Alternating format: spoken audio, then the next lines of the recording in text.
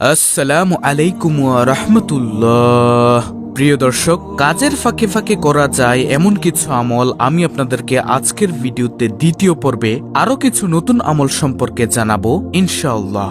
আমলগুলো এতই ছোট যে আপনি কাজের ফাঁকে ফাঁকে অবসর সময়ে, রাস্তা দিয়ে চলার সময় খুবই অল্প সময়ে এই আমলগুলো করতে পারবেন। আমলগুলো খুবই ছোট কিন্তু এর ফজিলত অনেক অনেক বেশি। কাজের ফাঁকে কিংবা অবসর সময়ে মানুষ কত কাজই না করে থাকে।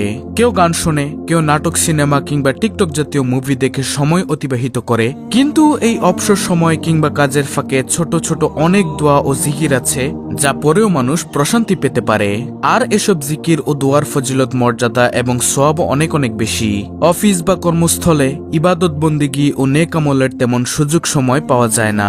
অফিসে কাজের ফাঁকে অল্প সময়ে অনেক ফজিলতপূর্ণ আমল করা যায়। কাজের ফাঁকে 1 মিনিটে অনেক ভালো কাজ করা যেতে পারে এবং বিশাল সওয়াব পাওয়া যেতে পারে। বান্দার প্রতিটি আমল আল্লাহর কাছে দামি। ছোট ছোট আমলও কিয়ামতের দিন বিপুল সওয়াবে পরিণত হবে। তাই ছোট বড় কোনো আমল ও সৎ কাজকে অবহেলা করা উচিত নয়। তাহলে চলুন একে একে প্রত্যেকটি দোয়া ও আমলের কথা আপনাদের সামনে তুলে ধরি। প্রিয় দর্শক, কাজের ফাঁকে ফাঁকে অবসর সময়ে আপনি করতে পারবেন আজকের ভিডিওতে এমন 10টি আমলের মধ্যে সর্বপ্রথম নম্বর আমলটি হলো নম্বর 1, আল্লাহুম্মা ইন্নী আসআলুকাল জান্নাতা ওয়া আউযু বিকা মিনান নার। আমি আবার বলছি, আল্লাহুম্মা ইন্নী আসআলুকাল জান্নাতা ওয়া আউযু বিকা মিনান নার। দোয়াটির অর্থ হলো, হে আল্লাহ, আমি আপনার কাছে জান্নাত চাই এবং জাহান্নাম থেকে আপনার কাছে আশ্রয় চাই। সুবহানাল্লাহ, কত সুন্দর একটি দোয়া। হাদিসে এসেছে, যে ব্যক্তি 3 বার এই দোয়াটি পড়বে জান্নাত তার জন্য আল্লাহর কাছে দোয়া করবে। আর প্রিয় দর্শক, যে ব্যক্তি 3 বার জাহান্নাম থেকে মুক্তির দোয়া করবে জাহান্নামও আল্লাহর কাছে তার জন্য মুক্তি চাইবে।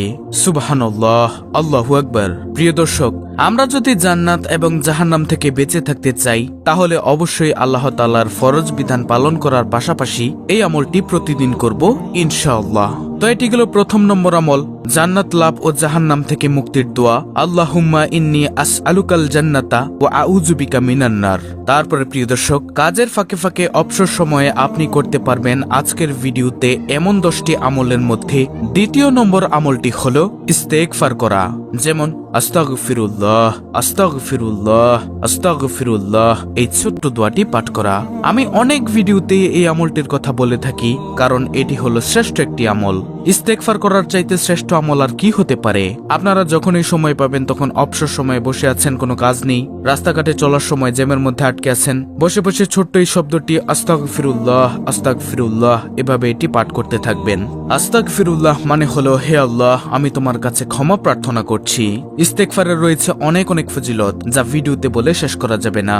তাই দ্বিতীয় নম্বরে আপনারা এই ছোট্ট আমলটি করবেন, ইস্তেগফার পাঠ করবেন, আস্তাগফিরুল্লাহ পাঠ করবেন। তারপরে প্রিয় দর্শক, কাজের ফাঁকে ফাঁকে অবসর সময়ে আপনি করতে পারবেন আজকের ভিডিওতে এমন 10টি আমলের মধ্যে তৃতীয় নম্বর আমলটি হলো লা ইলাহা ইল্লা আনতা সুবহানাকা ইন্নী কুনতু মিনাজ জালিমিন। অর্থ, তুমি ব্যতীত সত্য কোনো উপাস্য নেই, তুমি পবিত্র, নিশ্চয়ই আমি জালিমদের দলভুক্ত। প্রিয় দর্শক, এটি হলো দোয়া ইউনুস, বিপদ থেকে মুক্তির দোয়া। নবী ইউনুস আলাইহিস সালাম এই দোয়াটি পাঠ করেই মাছের পেট থেকে মুক্তি পেয়েছিলেন। তাই বিপদে পড়লে এটি পাঠ করলে আল্লাহর সাহায্য করেন। প্রিয় দর্শক, এছাড়া অনেক ফজিলত রয়েছে এই দোয়া ইউনুসের মধ্যে। তাই আপনারা যখনই অবসর সময় পান, বিপদের মধ্যে থাকেন, কাজের ফাঁকে ফাঁকে বা যে কোনো সময় আপনি এই বিপদ মুক্তির দোয়াটি পড়তে পারেন। তাহলে গেল তৃতীয় নম্বর আমল, দোয়া ইউনুস। তারপরে কাজের ফাঁকে ফাঁকে অবসর সময়ে আপনি করতে পারবেন আজকের ভিডিওতে এমন 10টি আমলের মধ্যে চতুর্থ নম্বর আমলটি হলো সূরা ইখলাস পাঠ করা। সেটা হতে পারে 3 বার, 10 বার ইত্যাদি। সূরা ইখলাসের অনেক অনেক ফজিলত রয়েছে। যেমন, 1 বার পাঠ করলে পুরো কোরআনের 1/3 সওয়াব পাওয়া যায় এবং 10 বার পাঠ করলে জান্নাতে একটি বাড়ি তৈরি হয়ে যায়। যারা এই সূরা ভালোবাসেন তারা জান্নাতে প্রবেশ করবেন এবং এটি আল্লাহর একাত্মবাদ ও তাওহীদের একটি গুরুত্বপূর্ণ শিক্ষা প্রদান করে। এজন্য আপনারা কাজের ফাঁকে ফাঁকে অবসর সময়ে অথবা যে কোনো সময় আপনারা সূরা ইখলাস পাঠ করতে পারেন। ইনশাআল্লাহ আল্লাহ তাআলা অনেক অনেক সওয়াব দান করবেন। তারপরে কাজের ফাঁকে ফাঁকে অবসর সময়ে আপনি করতে পারবেন আজকের ভিডিওতে এমন 10টি আমলের মধ্যে পঞ্চম নম্বর আমলটি হলো সুবহানাল্লাহি ওয়া বিহামদিহি 100 বার পাঠ করা। হাদিসে আছে, যে ব্যক্তি একদিনে এই দোয়াটি 100 বার পরে তার সমস্ত গুনাহ মাফ করে দেওয়া হয়। তাই 5ম নম্বরে আপনি এই ছোট্ট দোয়াটি সুবহানাল্লাহি ওয়া বিহামদিহি 100 বার পাঠ করতে পারেন। ইনশাআল্লাহ আপনার গুনাহ মাফ হতে থাকবে, গুনাহ মাফ হবে।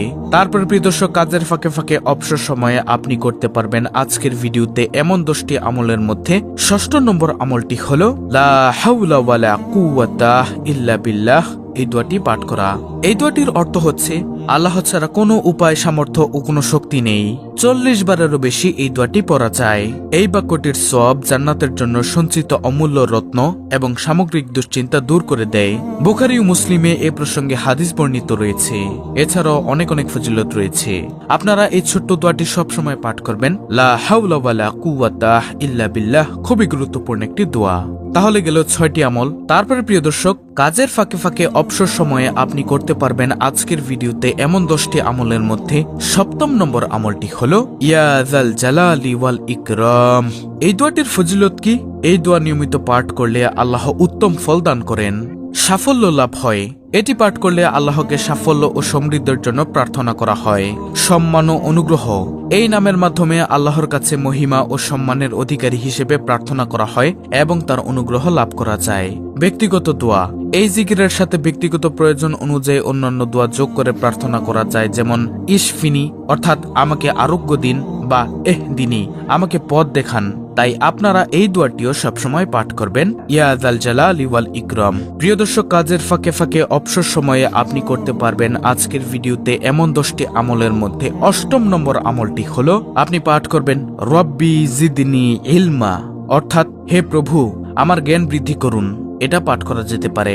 এটি পাঠ করলে আল্লাহ তাআলা আপনার জ্ঞান বৃদ্ধি করে দিবেন ইনশাআল্লাহ এবং অসংখ্য সওয়াবও অর্জন করতে পারবেন। তাই এই দোয়াটি পাঠ করা থেকে বিরত থাকবেন না। যত বেশি পারেন প্রতিদিন দোয়াটি পাঠ করুন। মুমিনের প্রতিটি কর্মকাণ্ডে আমল এবং দোয়া রয়েছে। যখন যে আমল পারেন সে আমলই করবেন। তারপরে প্রিয় দর্শক, কাজের ফাঁকে ফাঁকে অবসর সময়ে আপনি করতে পারবেন আজকের ভিডিওতে এমন 10টি আমলের মধ্যে 9ম নম্বর আমলটি হলো জিকির আজকার করা। শ্রেষ্ঠ 4টি জিকির রয়েছে, যেমন সুবহানাল্লাহ, আলহামদুলিল্লাহ, লা ইলাহা ইল্লাল্লাহ, আল্লাহু আকবার। যত বেশি পারেন তত বেশি বেশি পড়বেন, প্রতিদিন পড়বেন এগুলো। এছাড়াও অনেক জিকির রয়েছে, সেগুলোও পড়বেন।